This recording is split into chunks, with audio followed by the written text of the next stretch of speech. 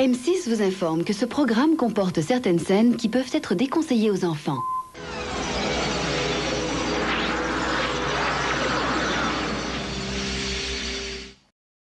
Déconseillé aux moins de 12 voire 16 ans, cette case était celle que vous attendiez le plus quelques années avant la trilogie du samedi. Alors on était en pleine semaine et donc le magnétoscope était votre meilleur ami. Pour ce nouveau numéro de VHS, on revient sur les jeudis de l'angoisse.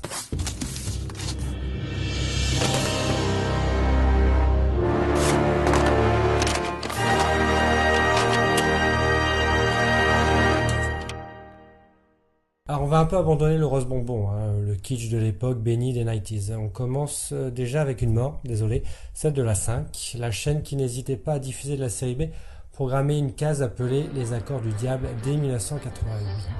Dans ce programme présenté par Sandria, le pendant français de Elvira, un film était présenté ainsi que toute l'actu du cinéma de genre. Bonsoir les diables, bonsoir les diabletins, les diablotines, les amateurs de sang, les pieds fourchus. Des grands films d'horreur furent diffusés comme Alien et le 8e passager, Amityville ou Hurlement. Par la suite, des séries ont été diffusées comme Vendredi 13. Les victimes sont choisies. Et le règne de la terreur commence. Et rappelez-vous que la prochaine fois, ça peut ne pas marcher.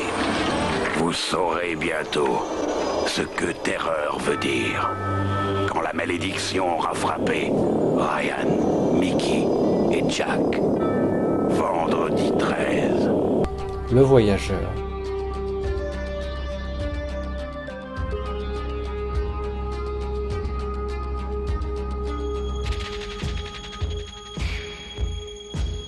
Freddy, le cauchemar de vos nuits.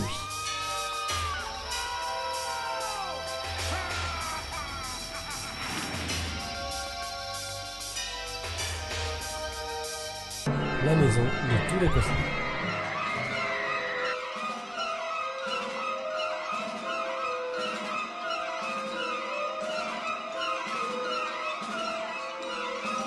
L'émission disparaît en même temps que la chaîne en avril 92. 5 mois plus tard, M6 récupère le concept de la case épouvante. Exit la présentatrice, on passe directement avec un générique comme M6 en proposait pour toutes ces cases entre la saga du dimanche, la séance du lundi ou le mardi, c'est permis. Et le jeudi sur M6 en seconde partie de soirée, c'était ça.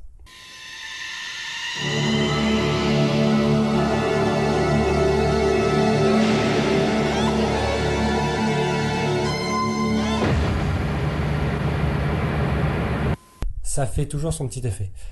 Hitcher, Razorback, Carnosaur, House se succèdent. On découvre alors des films rarement programmés sur nos chaînes et qui faisaient la joie des vidéoclubs de l'époque. Mais comme diffuser des films coûte cher, M6 alterne avec des téléfilms de plus ou moins piètre qualité, au titre ultra bateau, comme Le Jeu du Diable, La Proie, Le Continent des Hommes-Poissons, ou encore Les Démons du Passé. La case dure plusieurs années et son succès viendra de la large programmation d'œuvres et surtout de l'arrivée d'une série encore jamais égalée, Générique.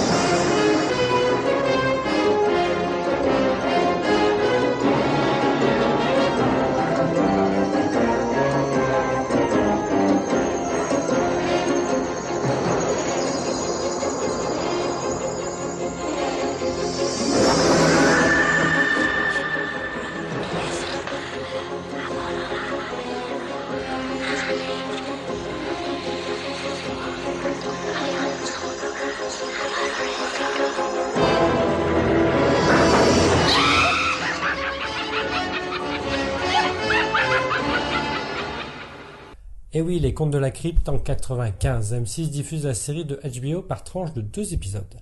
La série gagnera son statut de série incontournable du genre.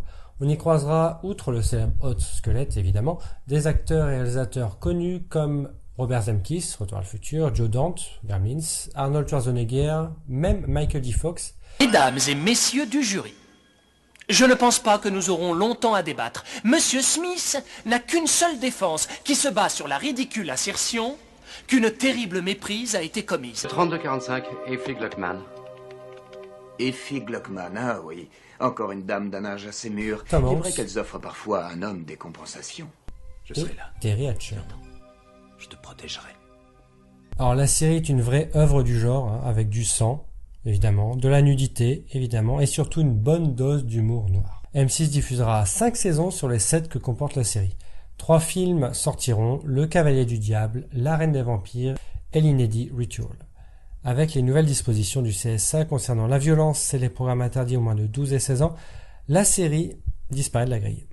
Alors M6 programme des téléfilms à la limite de l'épouvante qui sont plutôt des thrillers psychologiques. Nous sommes en pleine période série fantastique avec le succès de X-Files.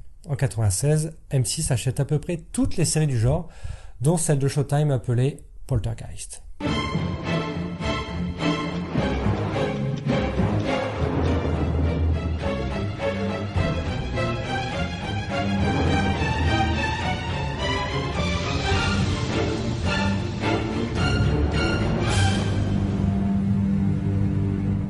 Évidemment, comme à son habitude, M6 ajoutera un sous-titre français, hein, comme pour Sliders, Mysterious Waves, Dark Skies ou Au-delà du réel par exemple, pour aider la ménagère à se souvenir du titre. Donc Poltergeist The Legacy devient Les Aventuriers du Surnaturel, tout simplement. C'est plutôt bien fichu, hein, mais personnellement j'en ai aucun vrai souvenir à part peut-être une atmosphère pas portée sur la rigolade, en même temps quand on voit la tête du héros.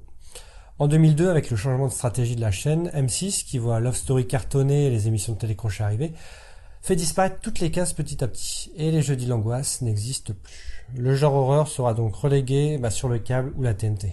Vraiment marqué 90, les jeudis l'angoisse nous rappellent le bon vieux temps du magnétoscope évidemment. Ça tombe bien, c'est un peu notre thématique. D'ailleurs, allons du côté des séries d'horreur pour le prochain numéro de VHS.